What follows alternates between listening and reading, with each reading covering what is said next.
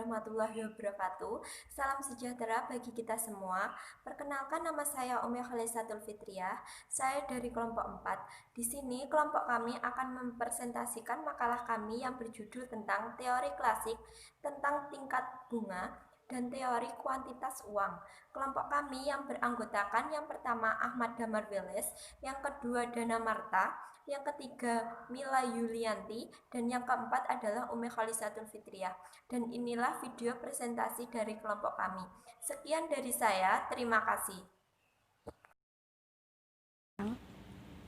Teori klasik tentang tingkat bunga dan teori kuantitas uang. Menurut teori klasik, teori tingkat suku bunga merupakan teori permintaan penawaran terhadap tabungan. Teori ini membahas tingkat suku bunga sebagai suatu faktor pengimbang antara permintaan dan penawaran daripada investable fund yang bersumber dari tabungan.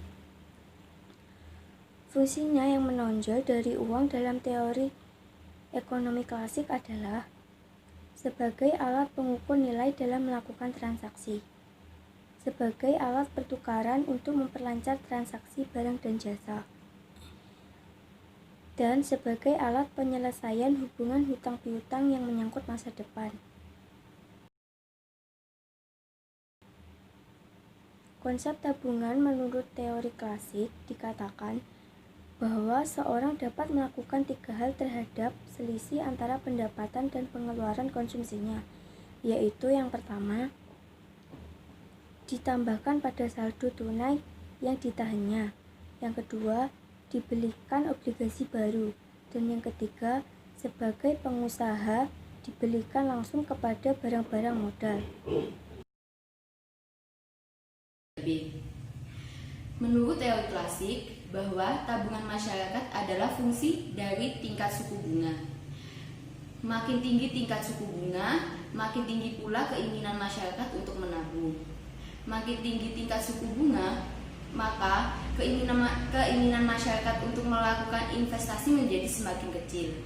Hal ini karena biaya penggunaan dana menjadi semakin mahal, dan sebaliknya, maka semakin rendah tingkat suku bunga, maka keinginan untuk melakukan investasi akan menjadi semakin meningkat. C. Suku bunga. Menurut teori klasik, bunga adalah bagian dari penggunaan dana yang tersedia untuk dipinjamkan. Harga ini terjadi di pasar dana investasi. Ini terjadi di mana pada periode waktu tertentu anggota masyarakat memiliki kelebihan dari pendapatan kemudian menabung kelebihan pendapatannya. Menurut pandangan ahli ekonomi klasik, tingkat bunga dipengaruhi oleh permintaan atas tabungan oleh para investor dan penawar tabungan oleh masyarakat. Halo, assalamualaikum warahmatullahi wabarakatuh. Di sini saya akan melanjutkan presentasi dari kelompok kami yang sebelumnya. Dalam hubungan dengan permintaan uang, tingkatan bunga dapat dibedakan menjadi 2, yaitu tingkatan bunga dalam negeri dan tingkatan bunga luar negeri. Perbedaan tingkat bunga disebabkan oleh beberapa faktor.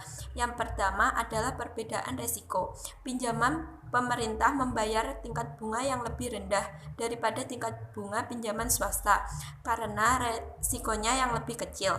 Yang kedua, jangka waktu pinjaman. Semakin lama waktu pinjaman, maka semakin besar tingkatan bunganya. Yang ketiga, biaya administrasi pinjaman. Pinjaman yang lebih sedikit jumlahnya akan membayar tingkat bunga yang lebih tinggi. Dalam realitas sehari-hari, terdapat 4 macam suku bunga, yakni suku bunga dasar, suku bunga nominal, suku bunga efektif, dan suku bunga padanan. Sekian dari saya, terima kasih. D. Teori kuantitas uang. Dalam ilmu ekonomi moneter, teori kuantitas uang atau HTM menyatakan bahwa tingkat harga umum barang dan jasa berbanding lurus dengan jumlah uang yang beredar atau jumlah uang yang beredar. Teori kuantitas uang merupakan teori yang mengemukakan adanya hubungan langsung antara perubahan jumlah uang yang beredar dengan perubahan harga barang. Hubungan tersebut dapat dikemukakan bahwa harga barang berbanding lurus dengan jumlah uang yang beredar. Perumusan teori kuantitas uang yang populer dan kontroversial ini didasarkan pada persamaan oleh ekonom Amerika Irving Fisher.